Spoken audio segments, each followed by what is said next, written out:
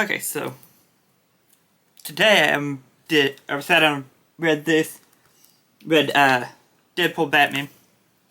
Decided to do a review type thing, I guess, or just at least talk about it.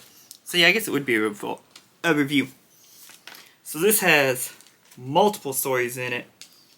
The first one being Deadpool and Batman, or Deadpool Batman. It was okay. I didn't feel like Deadpool felt like he was in place on it, because I don't know, he just felt out of place. Even like the storyline in general was just missing something. Because the Joker hired him to go kill Batman, which doesn't make a lot of sense to me, because I don't think that the Joker would hire somebody to do that. I mean, the artwork's great on it because it's Greg Capullo's art, and Zeb Wells is the writer. I don't know much about him, but like I said, the story just felt out of place to me. But yeah, and then for that one, and then you got Captain America and Wonder Woman. But yeah, that's the artwork for it, and for the first story. Then you got Captain America and Wonder Woman, which is written by Chip Zdarsky and Terry Dodds with Terry Dodson on penciler, colorist. Then it's gonna have. Oh, I'll just go down on the list of the ones that I have that's gonna come up next. Actually, now I'll go to it whenever I get it. So this one I actually liked. It was there's a thing right here where there's the artwork for it. I like the way the story flowed well. They made it seem like as if Captain America and Wonder Woman had always known each other since at least World War II. The only thing in here is there's a part where they were talking about whether to kill Hitler or to not kill Hitler, and that didn't make a lot of sense to me, because I think both these characters have killed in the past. I could be wrong, but I seem to recall that. But otherwise, it's like I said, the story was really good. Probably my second favorite out of it. Batman Deadpool was my least favorite, but this was my second favorite with out of these ones. Let me read over my little notes that I took so I remember it. But yeah, I like the way that it looked, that they made it seem like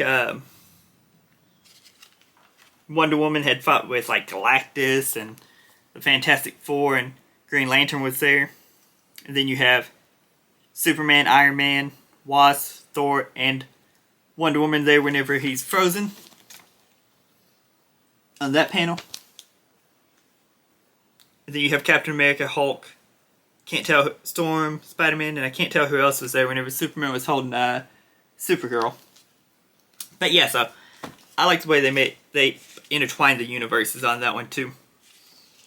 And then the next one was the Jeff Crypto, which was by Kelly Thompson, and art, color, sound effects.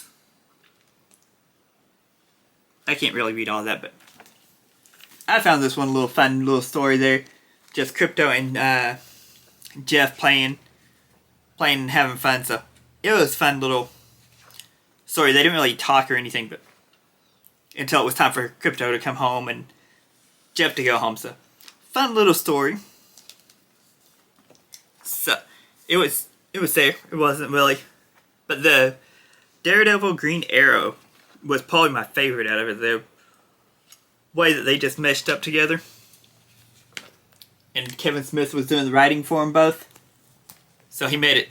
He was writing real, like, you know, like it just flowed really well together, and their personalities and everything like that. So Kevin Smith and then Adam Kubert there's the people who was on it.